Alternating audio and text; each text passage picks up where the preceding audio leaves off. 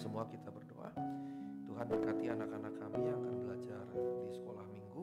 Berkati mereka supaya mereka boleh mengenal Engkau, mengasihi Engkau dari sejak muda mereka. Berkati juga guru yang mengajarkannya sehingga firman Tuhan yang ditaburkan. Sebentar kami juga akan mendengarkan sebagian dari sabda-Mu. Tuhan berbicara bagi setiap kami. Sampaikan isi hati Tuhan, sampaikan kehendak Tuhan bagi setiap kami, buat kami konsentrasi, buat kami mengerti, dan mampukan kami setia dalam melakukan segenap firman Tuhan. Demi nama Yesus Kristus kami berdoa dan mengucap syukur. Sama-sama kita katakan amin. Silakan duduk. Shalom semuanya. Mari kita buka kitab kita dari 1 Tesalonika pasal 5 ayat 16 sampai dengan 18. Fokusnya adalah ayat yang ke-18. Kita akan baca bersama-sama semuanya karena ini ayat sedikit ya. Kita baca 1 Tesalonika 5 ayat 16 sampai dengan 18.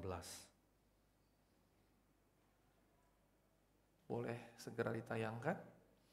1 Tesalonika 5 ayat 16 sampai 18. Mari, saya rasa kita semua sudah punya di gadget masing-masing. Kita baca 1, 2, 3. Bersukacitalah senantiasa, tetaplah berdoa, mengucap syukurlah dalam segala hal, sebab itulah yang dikehendaki Allah di dalam Kristus Yesus bagi kamu.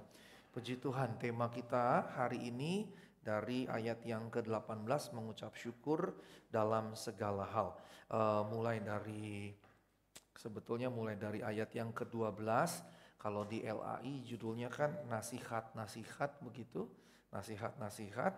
Kemudian dari ayat 12 ada banyak pernyataan yang sifatnya teguran, nasihat yang disebut paraenesis begitu ya, paraenesis. Teguran, nasihat, sifat-sifatnya seperti itu, dan ini selalu jadi karakteristik surat-surat Paulus di bagian akhir. Jadi setiap perkataan, setiap kalimat itu sebetulnya bisa dibaca terpisah karena konteksnya menasihati dalam banyak hal yang bisa saja belum tentu berkaitan dengan satu yang lain. Jadi apa yang ingin Paulus sampaikan sebagai nasihat, sebagai teguran, itu disampaikan. Ayat 12 misalnya, dia berkata bahwa orang-orang jemaat harus menghargai, menghormati pemimpin dan kemudian menjunjung tinggi. Ayat 14, 12, 13 itu sama. Ayat 14 itu lain lagi. Ayat 14 itu untuk saling menasihati, untuk saling menegur, terutama kalau ada yang hidupnya tidak tertib, ada yang tawar hati dihibur dan seterusnya. Baru kemudian ayat 15 beda lagi. Ayat 15 itu bicara jangan balas yang jahat dengan yang jahat, tapi balas yang baik dengan yang jahat dengan yang baik. Itu khotbah minggu lalu. Nah sekarang 16 sampai 18 saya penggal karena ini mirip gitu ya. Bersukacita senantiasa, kemudian tetaplah berdoa, kemudian mengucap syukurlah. Ayat 19 dengan 21 itu mirip karena itu bicara sesuatu yang spiritual, sesuatu yang rohani. 19 itu tentang jangan memadamkan roh, kemudian dikaitkan dengan karunia nubuat-nubuat, kemudian dikaitkan dengan kepekaan, harus peka terhadap segala sesuatu, harus diuji dan kemudian dipegang yang baik. Jadi bisa dipisah-pisah dalam bagian-bagian yang seperti itu. Nah karenanya kita lihat ayat 16 sampai 18 sebagai katakanlah satu paragraf, LAI membikinnya juga sebagai satu paragraf. Bagian pertamanya dikatakan bersukacitalah senantiasa. Kemudian ayat 17 tetaplah berdoa. Ayat 18 mengucap syukurlah dalam segala hal. Jadi di 3 ayat ini ada satu konsep yang kuat dan erat dan sama atau serupa paralel. Di sukacitanya senantiasa berarti selalu begitu. Di berdoanya tetaplah berdoa dan ini juga berarti terus menerus. Kemudian mengucap syukur dalam segala hal berarti segala sesuatu begitu. Jadi dalam 3 bagian di mana Paulus memberikan nasihat, maka poin di sini adalah permanensi. Jadi bersukacita itu harus permanen. Sukacita itu harus permanen, berdoa itu harus permanen, mengucap syukur itu harus permanen. Kira-kira begitu. Artinya tidak boleh bersukacita temporer, Artinya pilih-pilih, waktu tertentu, waktu lain tidak. Berdoa juga gitu, waktu tertentu berdoa, waktu yang lain tidak. Kemudian mengucap syukur juga pilih-pilih.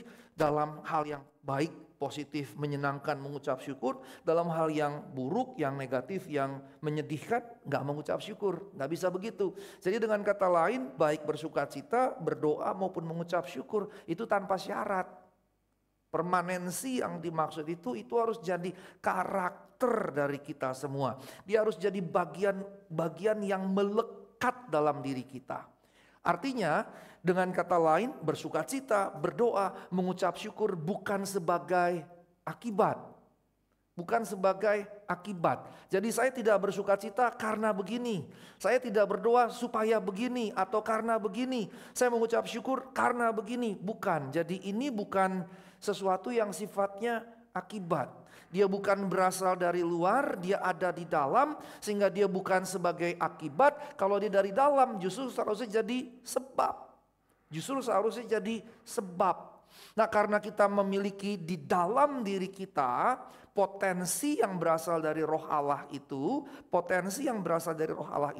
maka itulah yang membuat kita bersukacita. Itulah yang mendorong kita berdoa, itulah yang mendorong kita mengucap syukur.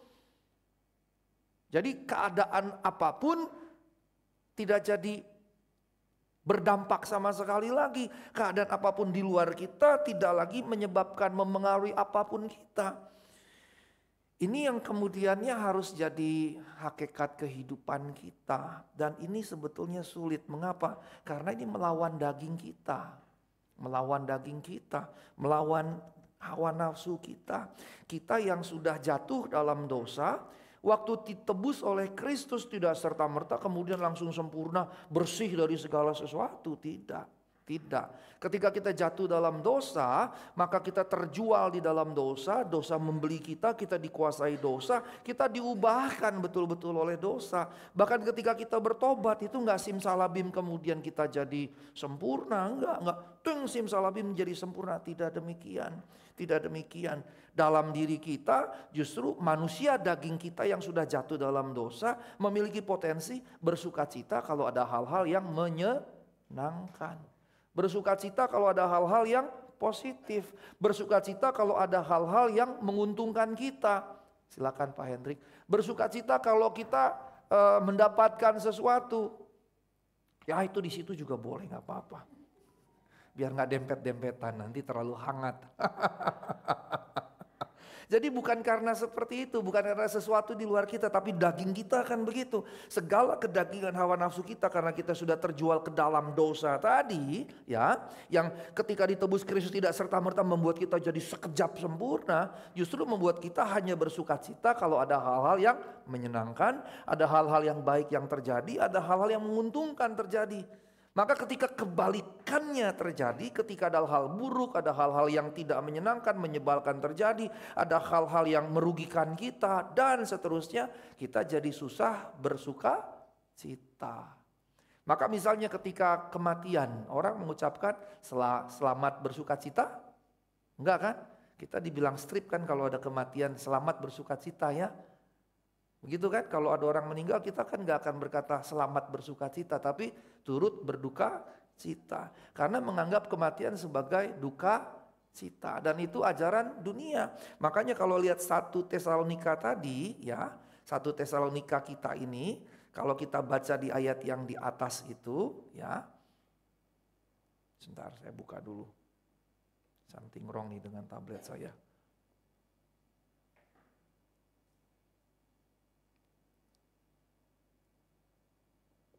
Apa ini?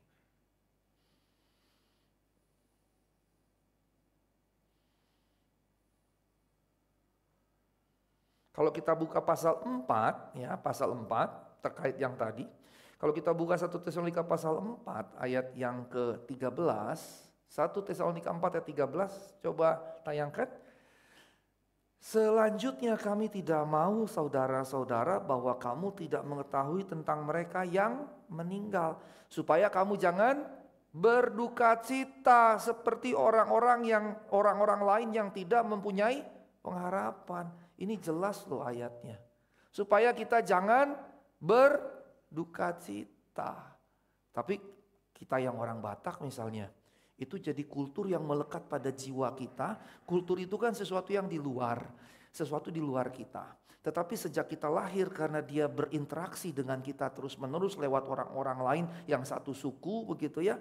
Kultur yang di luar itu kemudian mengalami proses dalam sosiologi agama disebut internalisasi. Dari luar eksternal masuk ke dalam.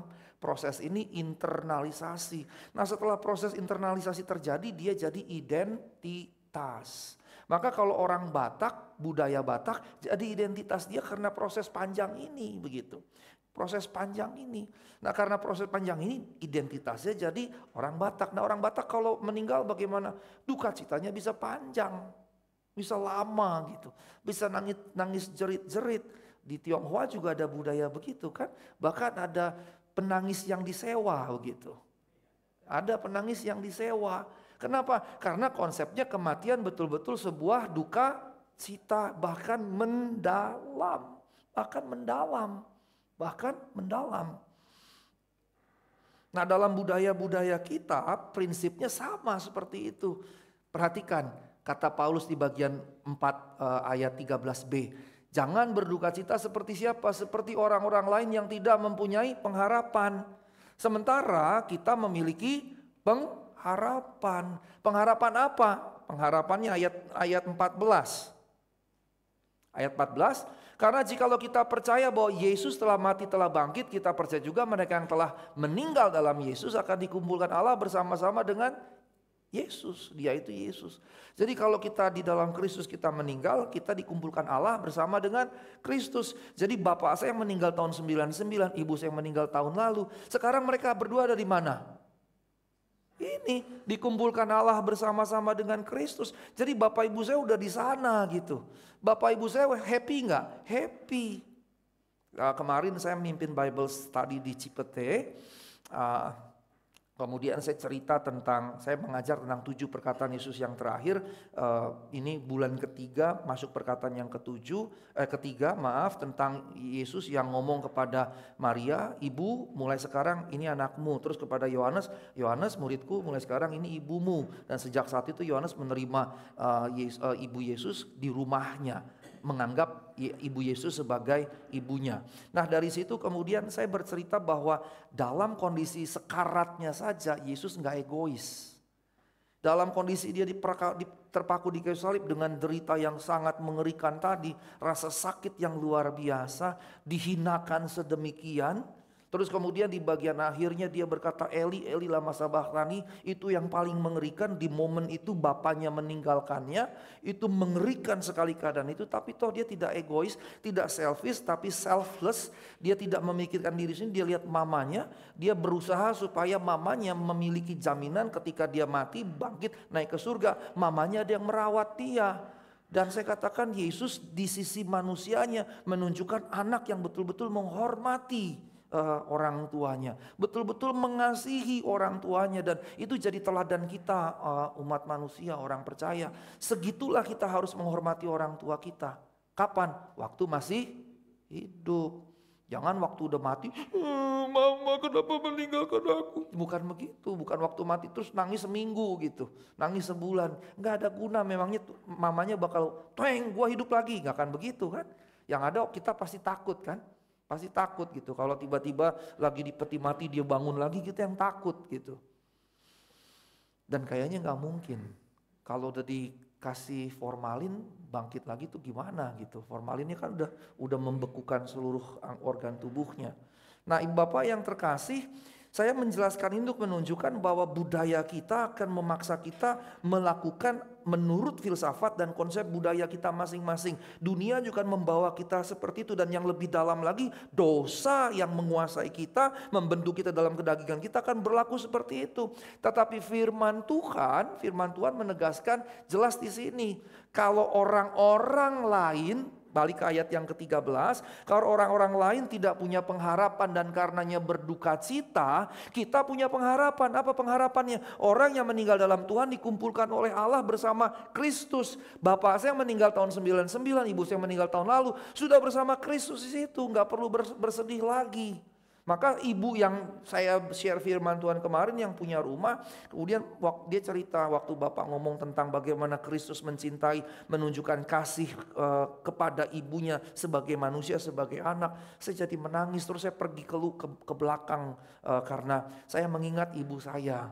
Dan saya merasa saya belum maksimal merawat, menjaga ibu saya. Terus saya katakan, waktu ibu saya meninggal juga rasa itu ada dalam diri saya. Saya serasa belum maksimal. Tapi paling tidak yang saya jelaskan tentang Yesus mengurus ibunya, buat saya itu yang saya upayakan untuk saya hidupi. Bagaimana saya mengurusi ibu saya ketika dia masih hidup, dan 5 tahun terakhir dia sakit keras. Saya berusaha betul-betul mengurus ibu saya begitu. Nah, jadi kadang-kadang kesedihannya sebatas itu. Tapi lebih dari itu kita nggak boleh hanyut dalam duka cita. Baik karena ada orang yang meninggal, keluarga terdekat kita, ataupun duka cita yang lain.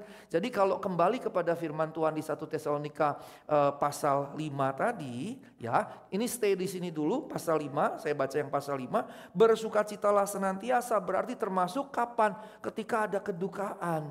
Berduka itu manusiawi, tapi tidak boleh berlarut-larut karena kita tidak seperti orang yang tidak punya pengharapan. Kita punya pengharapan bahwa ketika kita mati, hidup kita nggak selesai. Ketika kita mati, kita sebetulnya kematian itu hanya beralih seperti ini. Podium ini ada batasnya, ini kehidupan di bumi, garis ini kematian, kita cuma melangkah begini. Cuma melangkah begitu. Dan ini saya rasakan sekali waktu kemarin tanggal 10 Juli itu kami kecelakaan.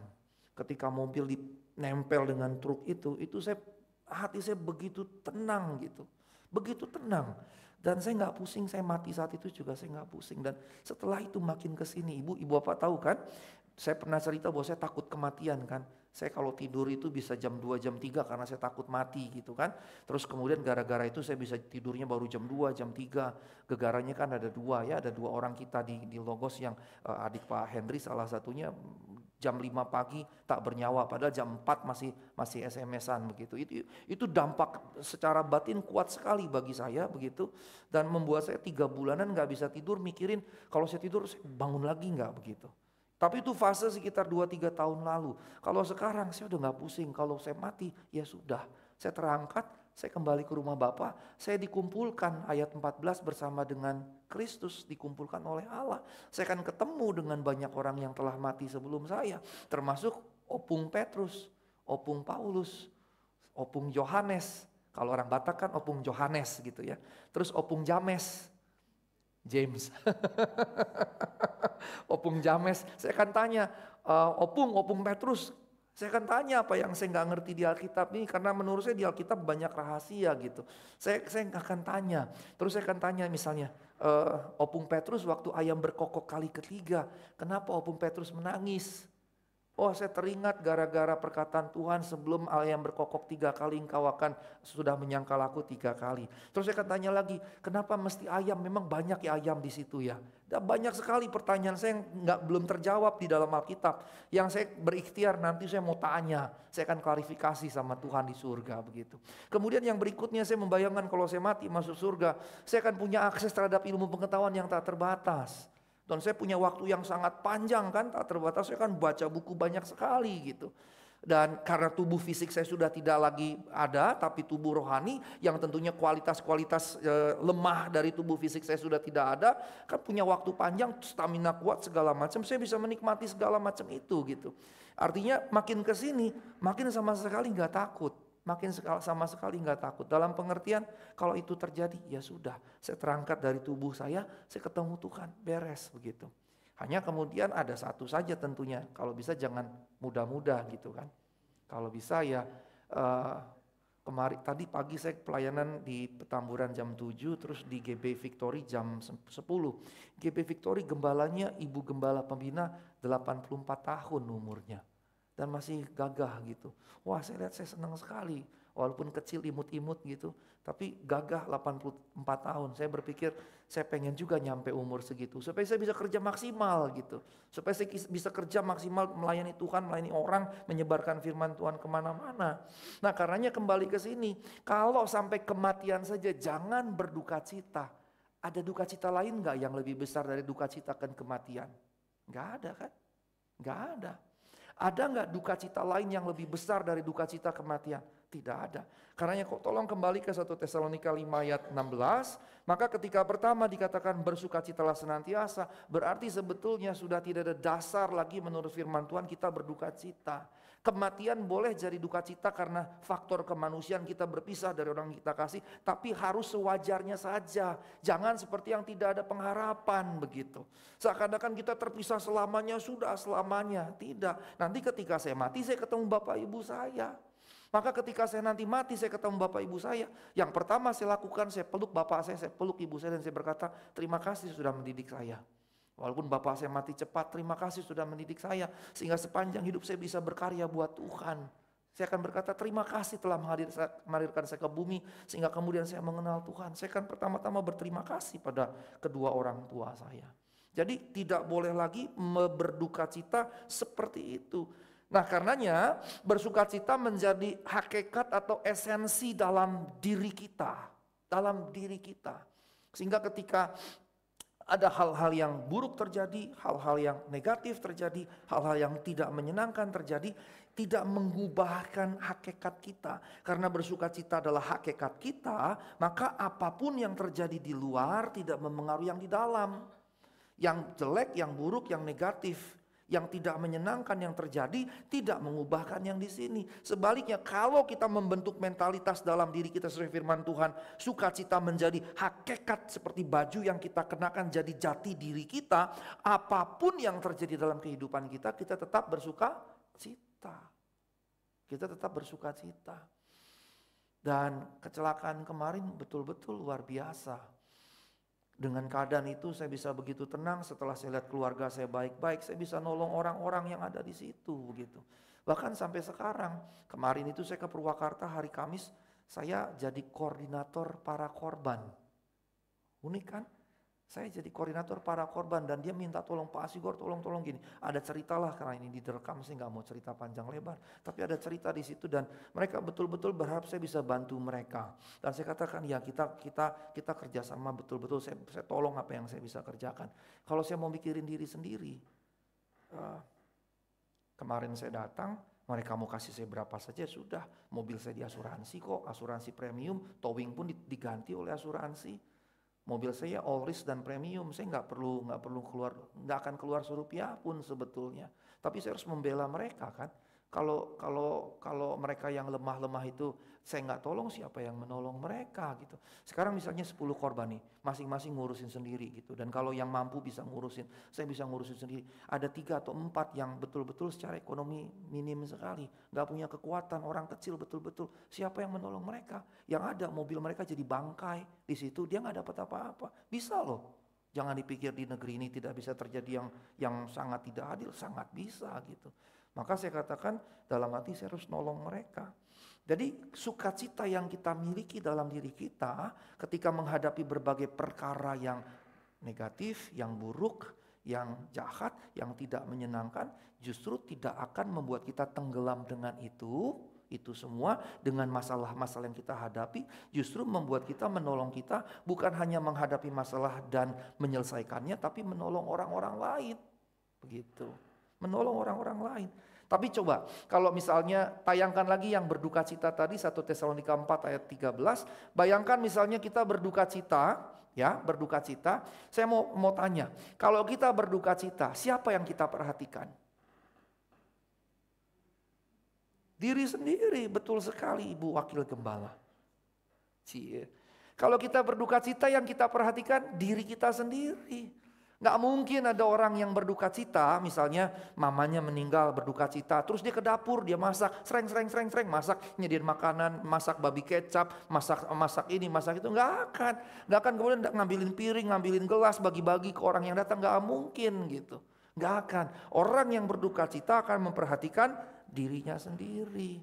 Dan itu salah satu downside negatifnya, buruknya, kelemahan yang timbul ketika kita memikirkan diri sendiri, ketika kita berduka cita.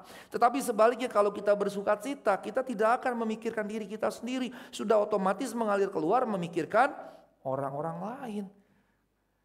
Bahkan secara natural alamiah saja kalau kita sukacita, kita akan menularkan itu ke orang lain. Begitu. Sekarang ibu bapak saya mau tanya, lebih senang duduk di samping yang muka temen kita di sebelah cembetut? Begitu? Atau yang mukanya senyum? Jelas senyum, pasti kita lebih senang kalau kita di sebelah gitu ya. Misalnya ibu di sebelah, Bu Barina gini terus. Pasti Bu gak mau duduk sebelah Bu Barina, capek ngeliat mukanya aja udah sepet gitu. Tapi kalau Bu Barina senyum, walaupun ada masalah, orang seneng deket gitu. Mengapa? Karena secara alamiah dia mengalir keluar. Jadi bukan cuma hati yang gembira adalah obat bagi dirinya sendiri, hati yang gembira juga obat bagi orang sekitar. Nah karena itu sebabnya dikatakan bersukacita senantiasa. Kemudian dilanjutkan tetaplah berdoa.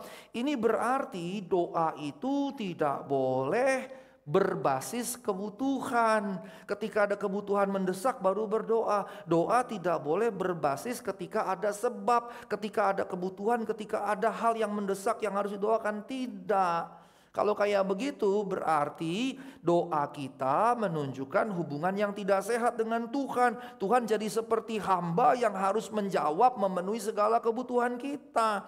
Yang dimaksud dengan tetaplah berdoa, membangun hubungan yang konstan dengan Tuhan. Membangun persekutuan yang terus menerus, yang teratur, yang konstan dengan Tuhan. Apapun keadaannya tidak dipengaruhi oleh keadaan. Ketika baik tidak berdoa, ketika buruk justru berdoa. Tidak begitu, mau baik mau buruk keadaan kita berdoa. Dan berdoanya bukan karena keadaan baik atau karena keadaan buruk sebetulnya.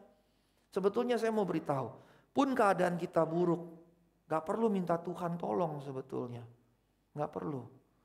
Saya ingat sekali waktu saya ke Bandung masih pakai Terios pertama saya yang silver.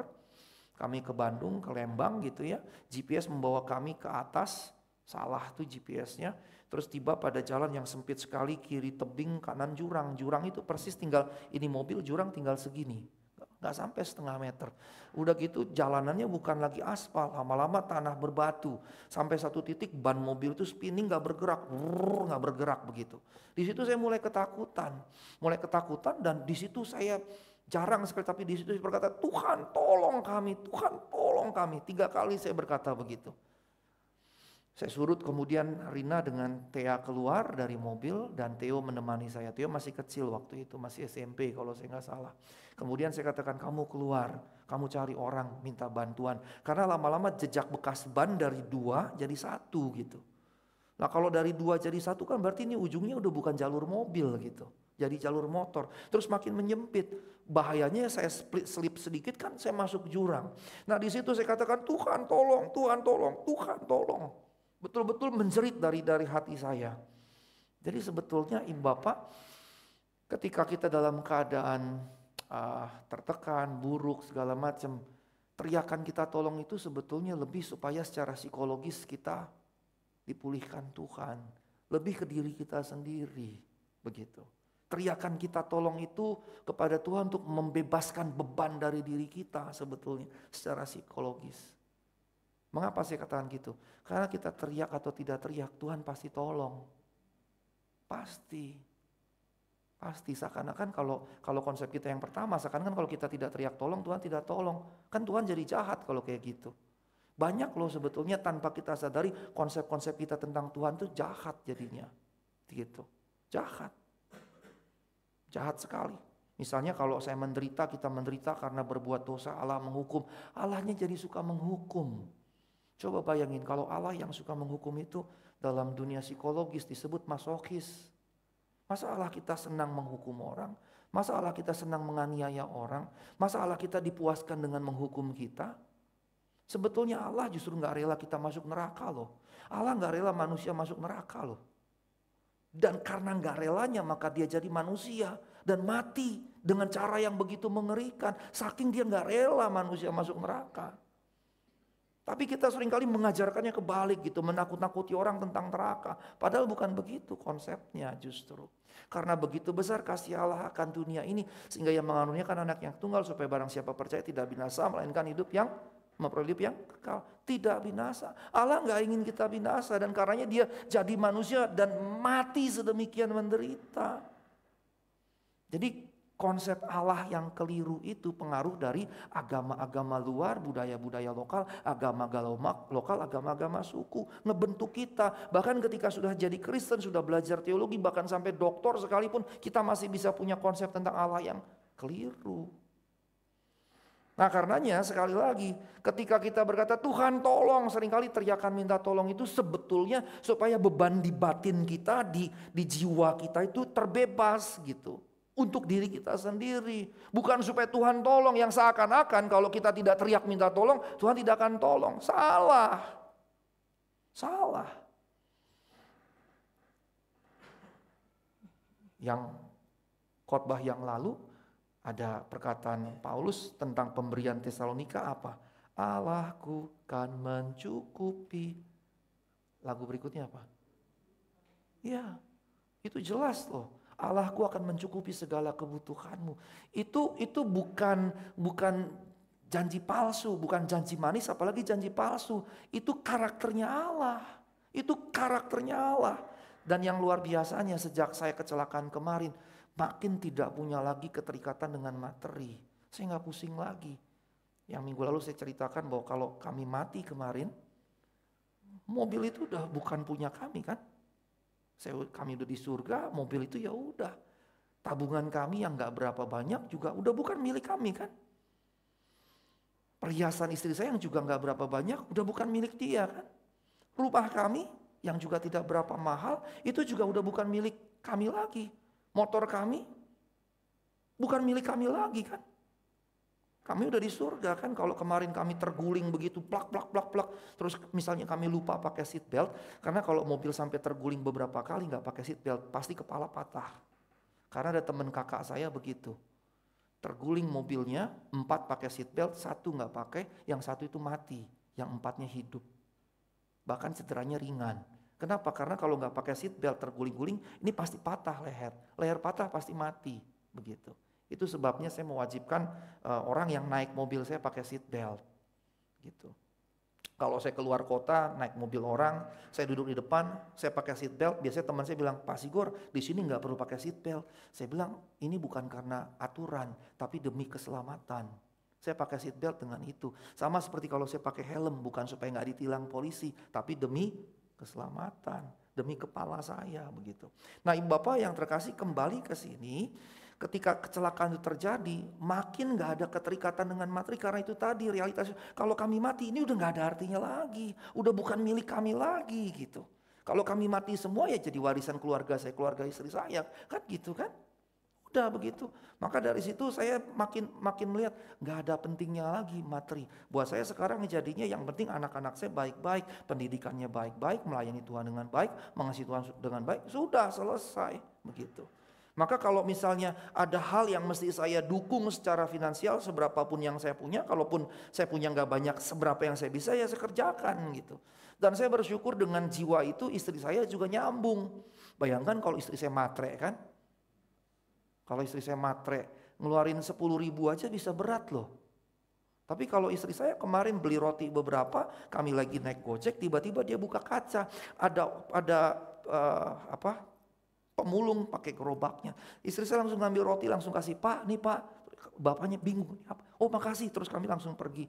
Itu udah jadi hal yang lumrah gitu. Memberi jadi justru kesukaan.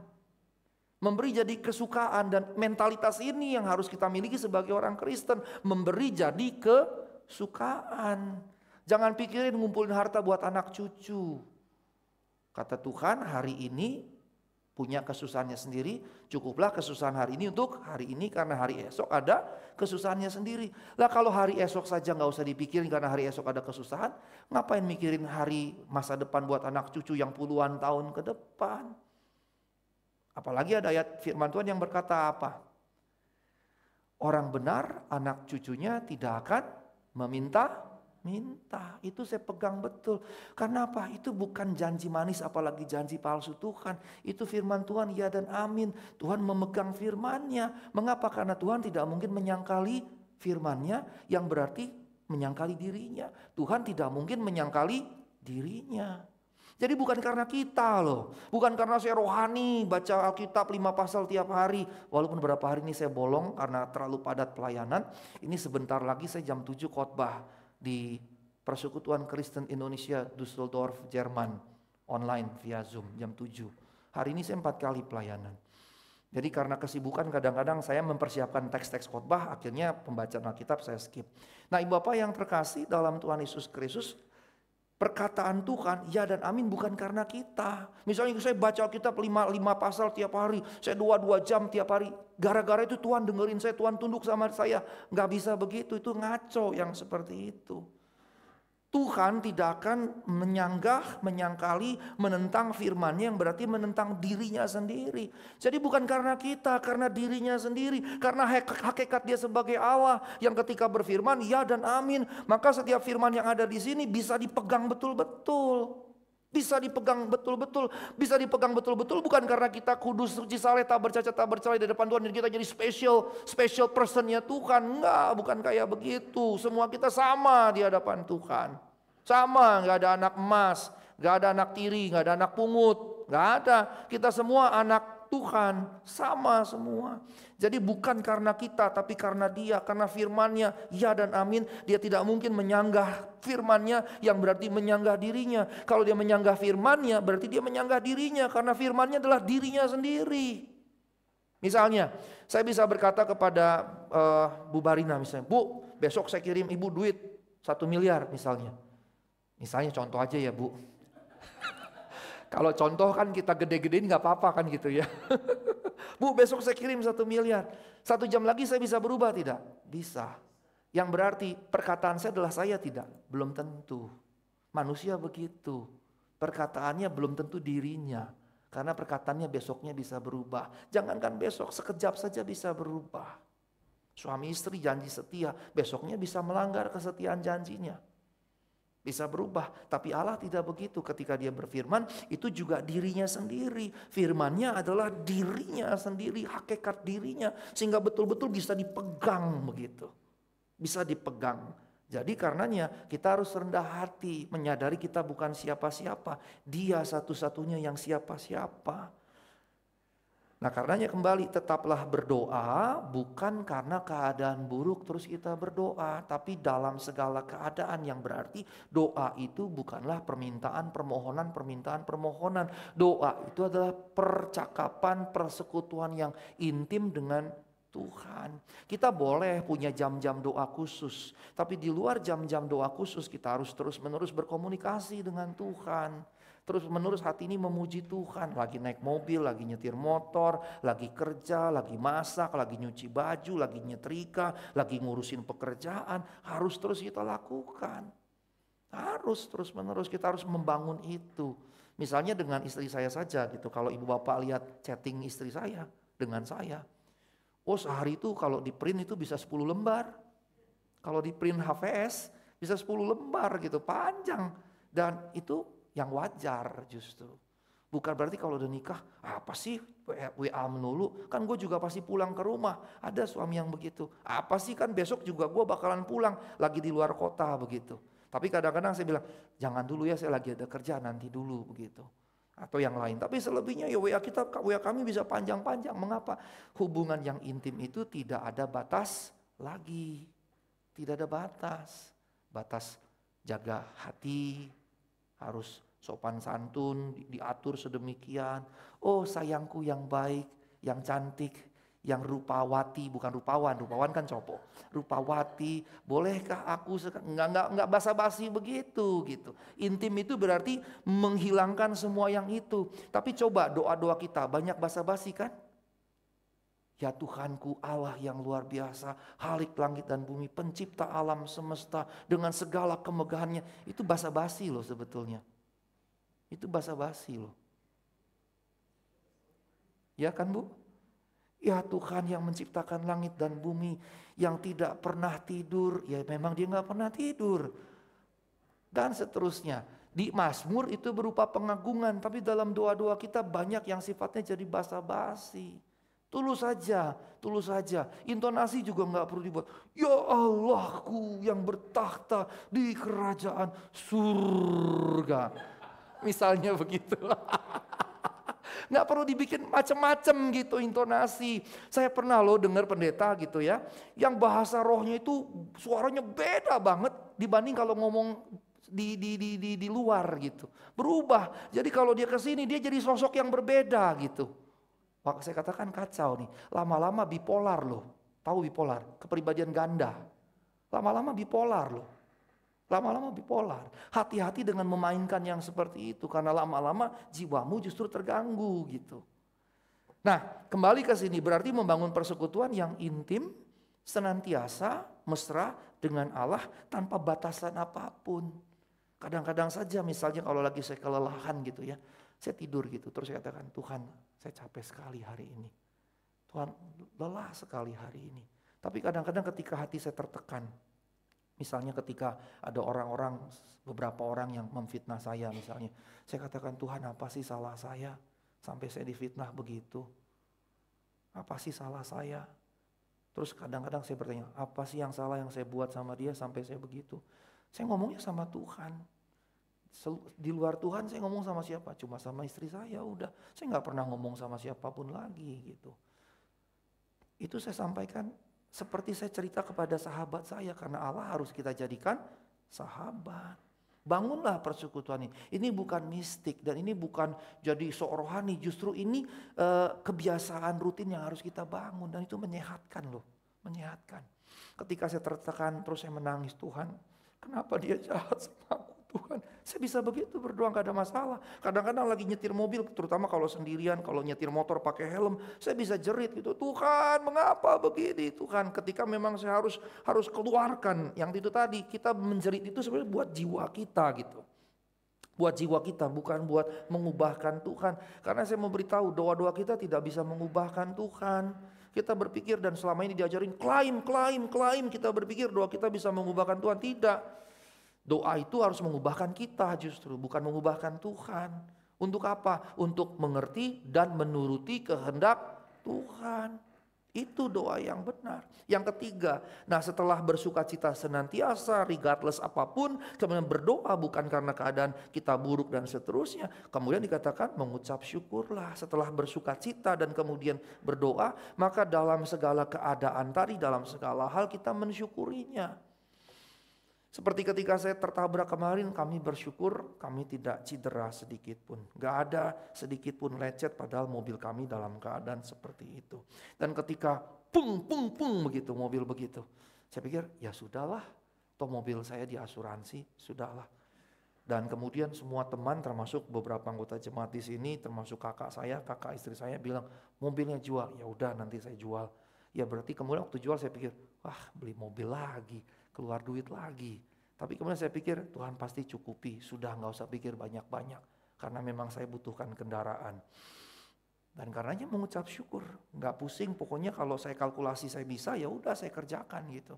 Gak mau jadi beban apapun. Kalau saya kalkulasi saya belum bisa, ya gak usah saya kerjakan. Selama ini misalnya tadi pagi saya naik gokar ke Petamburan. Kemudian saya naik gokar pulang dari Kalideres ke rumah. Terus kadang-kadang saya naik Gojek, naik bajai, enak-enak saja gitu. Batin saya tidak lagi terikat bahwa saya akan nyaman kalau punya fasilitas yang nyaman gitu. Tapi sudah apapun, mau naik Gojek, mau naik bajai, mau naik gokar, mau naik bus, gak ada masalah. Saya sedang memproses satu persekutuan, mau mulai membangun di daerah Depok. Kalau Tuhan berkenan mungkin kita akan buka, tapi prosesnya panjang. Saya ke Depok itu beberapa kali naik kereta. Saya ke Cikini itu naik bajai, dari Cikini saya naik kereta ke Depok. Nggak ada masalah.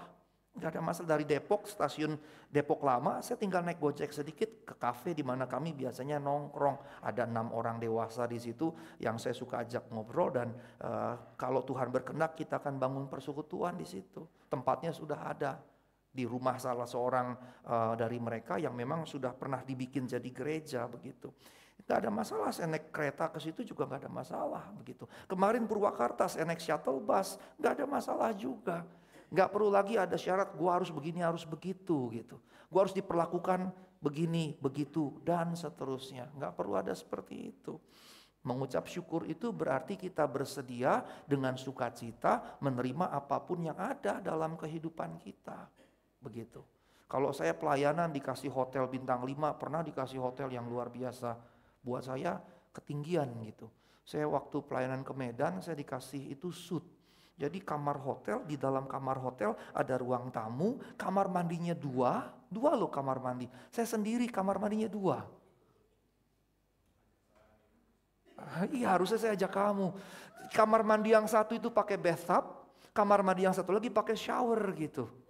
Saya pikir ini buat apa ya kamar mandi 2 orangnya cuma 1 gitu. Terus kenapa Bu? jadi putih Bu. Terus ada ruang tamu dengan sofa yang kulit yang lembut dengan TV-nya yang gede. Terus baru ke dalamnya ada kamar yang terpisah, ada pintunya sendiri masuk kamar dan bednya itu king size gitu dan empuk banget. Saya waktu masuk begitu, saya gemeteran. Saya rasa, saya ini siapa ya? Kok saya diperlakukan begini? Kenapa? Karena saya misalnya ke Malang, saya tidur di guest house-nya gereja, nggak ada masalah. Waktu saya ke Malang berapa kali, saya tidur di guest house keuskupan Malang. Saya nikmati betul-betul, nggak ada masalah. Saya tidur gelar tikar di sini pun bisa gitu, nggak ada masalah. Hanya sekarang sejak kemarin kecelakaan jadi agak gimana begitu, jadi agak kurang nyaman punggung saya. Tapi biasa saja gitu, nggak ada lagi saya harus diginin, harus digituin, nggak ada gitu. Nah saya yang ngomong ini Ibu Bapak, kalau saya yang ngomong ini misalnya Binsar masih lain soal, dia belum punya kesempatan kan. Seringkali kan gitu, kita rendah hati karena kita belum punya kesempatan untuk sombong. Kan begitu kan? Seringkali gitu, kita rendah hati karena kita belum punya kesempatan untuk sombong. Begitu kita punya kesempatan sombong, kita jadi sombong. Nah saya yang begini bukan tidak punya kesempatan untuk membanggakan diri saya. Loh saya udah pernah ke Salzburg, Austria misalnya. Saya udah keliling Eropa.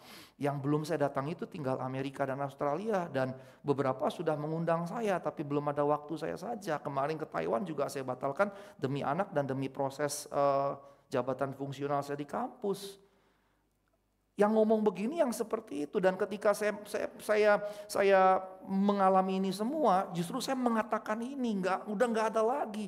Waktu saya ke Salzburg misalnya, saya booking hotel ternyata saya salah konfirmasi, hangus, saya pesan 4 hari hangus berapa ratus euro tuh hangus begitu.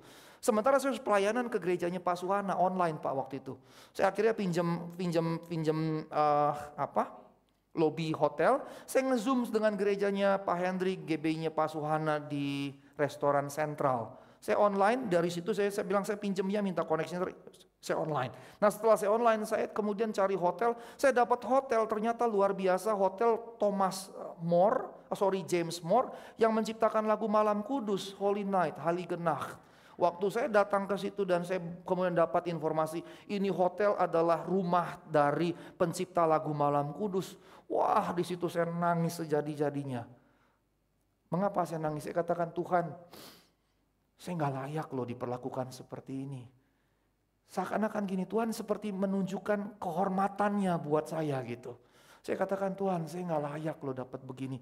Saya nggak sadar, saya nggak tahu. Tapi ketika saya booking hotel, harganya nggak mahal-mahal amat lah gitu. Dibanding hotel di Jakarta masih banyak yang jauh lebih mahal. Begitu saya datang hotel, saya baca, ini rumah pencipta lagu Malam Kudus. Saya gemeteran, saya menangis, saya katakan, Tuhan, Engkau menghormati aku sedemikian luar biasa, makasih Tuhan, tapi nggak perlu begini. Nah mentalitas itu yang harus kita punya, apalagi kalau kita jadi hamba Tuhan. Karenanya sekali lagi mengucap syukur tidak boleh ada dasar atas segala sesuatu, dan bersukacita, berdoa, mengucap syukur harus dilakukan secara permanen, bukan temporer, tanpa syarat, tanpa dasar, bukan karena faktor luar, karena ada di dalam diri kita jadi hakikat kehidupan kita, dan itu yang harus kita hidupi sebagai orang Kristen. Dan ketika kita menjalani ini, maka kita pasti akan bersinar menyinarkan kemuliaan Tuhan. Amin. Mari kita berdoa.